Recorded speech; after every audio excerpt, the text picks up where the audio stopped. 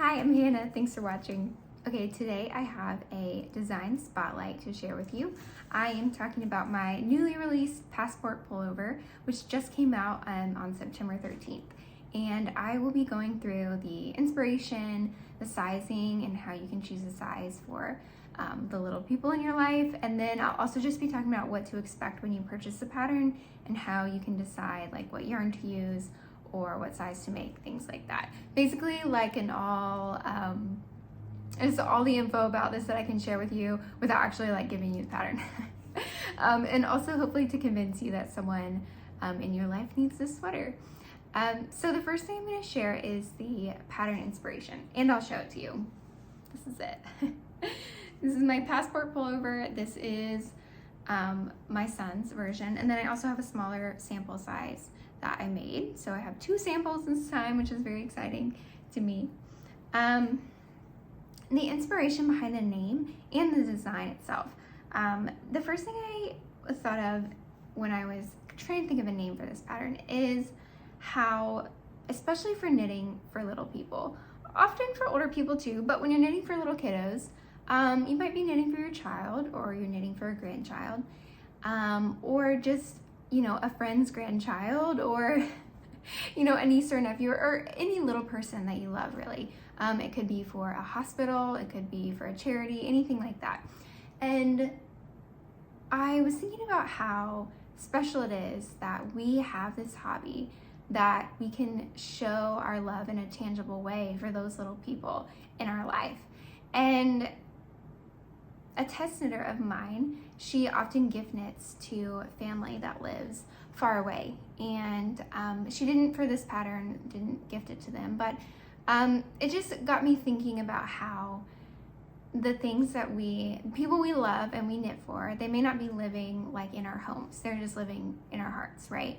And so yarn and knitting and these patterns can be the things that connect us to those people that we love, and then in turn for them to think of us, or to think of their grandparent or whoever, or to think someone, you know, loved me and donated this for me and now I get to wear it, you know, whatever. And so I just got to thinking how yarn is kind of like that passport that can, you know, open the open the way to the people we love, and this pattern can be too. So whether it's traveling, you know, in your suitcase and it's packed up and, you know, you're taking a trip to give it to someone you love, or it's all wrapped up in a box being shipped, or even just in a bag for a baby shower or something. Yeah, it just connects us. So I thought of a passport. So that is the name, the inspiration. And then I'll talk a little bit about the details of, I just have the pattern up, so I'm going to be kind of looking through it. All this information is available on Ravelry and Payhip, probably on my Instagram as well. And when you see a listing, I always include all of these details and then also the detailed schematic, so you can know if you're going to need to modify it, get more yarn, whatever, that kind of thing. So the first thing I'll talk about is the sizing and how to choose a size. So my kids' patterns are a little bit different than some of the ones that I see available right now. I know like Brooklyn Tweed does this, and there are some others that do it as well, but I use numerical sizing. I talked about it in my previous design spotlight when I first made that jump from age-based sizing to numerical sizing. And so you can, I'll link the video if you want to learn more about it. But basically I do numerical sizing, so you can choose from size 1 to size 10. And that gives both of us like the best opportunity to choose the right size, because what I have found is that like children are not the same in any way, right? But also in their sizing. And so I have a standardized size chart that I have purchased and that I use and have like modified a little bit based on what I've learned from the knitting world and other things, but I use it from ASTM, which is a standardization organization. And so I have those child sizes standardized. But then when you translate that into clothes, it's all crazy. Like the sizing is just crazy, right? We all know that like 4-month-old that's wearing like 18 months, or the 4-year-old that's still wearing a 2T. And so you can't really, especially when you're knitting for someone that you are not able to measure. It can be difficult to just say, okay, they're 2, I'm in a size 2 years. I want to give you all the best opportunity to choose the right size in the same way that we use it for ourselves. And so it is based on the bust circumference. And so I will give you the finished circumference and then also how much ease is intended. I always do include the age-based recommendation, like what the standardized chart is telling me the age should be. So you aren't totally lost. Like if you're like, I can't measure the child, I haven't seen a picture of them recently, I have no idea how big they are. I always include like 3 months, 6 months, 12 months, 10 years, so you can guess, what size they'll be. So hopefully that helps. And then for the ease, this pattern is pretty oversized. So this is my son's size. He has the 5 to 6 inches of ease for the larger sizes 5 to 10. So I believe this is a size 5. And then, so sizes 5 to 10 have 5 to 6 inches of ease. And then smaller sizes have less ease because it still achieves the same look because littler people are littler. And so it's more of a percentage of ease versus a fixed ease. And so these little sizes only have 2 to 3 inches of ease. And so that you can see that in the size chart. This is the first time I've done that just because this is the most ease that a pattern of mine has had. And I don't feel like we need all of that ease for the little people. And so if you are into like pattern design or that world, I took a grading class, and so it's called like a size break. So for this one, I included the size break, and so you can see the littler sizes have less ease and the larger sizes have more ease. That's mostly to just achieve that like oversized, cute, like slouchy look that I just really love. I think it's adorable, like little rolled cuffs, all of that. Okay, so let's talk yarn requirements next.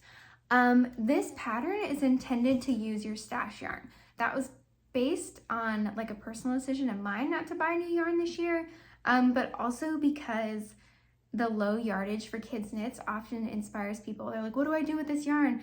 Oh, I'm gonna make something for my child or for a child that I know. And so this is intended to be like yarn that you have in your yarn pantry, and then you can make it. And mine don't really look like that because I just happen to have enough for both of these, but it is yarn I already have. I use Pearl Soho Good Wool held together for both of these. And so I'll talk a little bit about the specifics of the yarn for this pattern, but if you want to like skip ahead, feel free.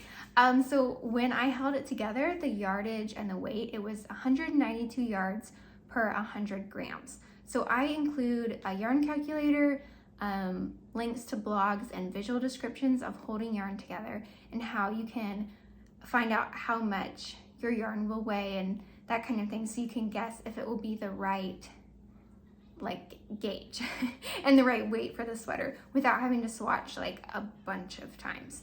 And so that's helpful, especially when you're using like lots of different types of yarns. The calculator is very helpful versus like when I'm holding this double, I know I just stack it on top of each other. But when you're holding a lot of different kinds together, you probably need to calculate that differently. And so I include that to try and help you have the most success and the least amount of swatches. That being said, I also include some pictures from my test knitters of yarns that they held together. And then like they use so many different yarns. And so you can see those on Ravelry and under the hashtag of all the different yarns that they used and how creative they got, which I love. Let's see, the needle size, it uses 3 different needles. US 8 5mm is the main fabric, and then you'll just use the next 2 needle sizes down for the ribbings. And the gauge is 18 stitches and 25 rounds, so can we just say that will go very quickly? I like knitting this sweater because it did go so quickly. I include lots of links for like if you don't meet gauge, what to try, things like that.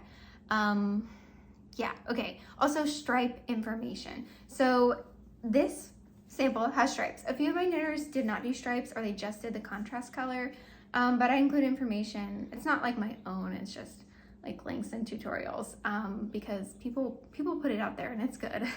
I don't need to remake all of that, but jogless stripes, if you want to do this, like recreate this look, or if you want to do thinner stripes. A lot of my test knitters did like just stripes up here. Very cute. Love all of that. But yeah, jogless stripe. Okay, construction. I am super excited about this construction. I hadn't seen it a lot before. I'm starting to see it a lot now, so that's cool. We're on trend. But it's a modified saddle shoulder, and the reason it's modified is because the saddle shoulders that I've seen lately, you knit the saddles and then you pick up along the sides, and there's a lot of weaving in ends and breaking the yarn, things like that, and I'm not a fan of those things. And so it is not like that. You don't have to break the yarn a bunch of times. It's basically raglans, and so you can see how it comes like this, and this is a saddle. There you go. So the saddle, and then it goes into the sleeve shaping. Yeah, very cute. So yeah, this is your sweater.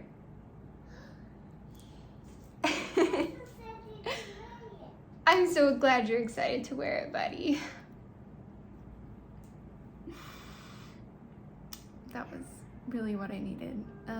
Okay, anyway, if you didn't hear that interaction, my son saw me hold up his sweater and he said, who's that for? And I said it was for him, and he said he was so excited to wear it. And he said, anyway, so yes, it's top down in the round. There are short rows to help with the fit, and so also to lower the neckline. So it's intended to be like a little higher like this, but it's not supposed to be like, you know, anything like that. But it's more of like a little mock neck look. Okay, so other construction notes. Yeah, it's basically like a raglan, I would say, but a saddle shoulder as well. And yeah, you do the sleeves after. I do have the tubular bind off with the contrast color, which is super fun in my opinion. It has setup rows, but if you don't want to do that, I have instructions for that as well. Are there any other techniques I did not cover? No, I think that's all of the techniques and construction notes. Like I said, I'll give you all of the schematic information beforehand, and the reason that's helpful is because you will know how much yarn you need if you choose to modify it. And so that's mostly like the length.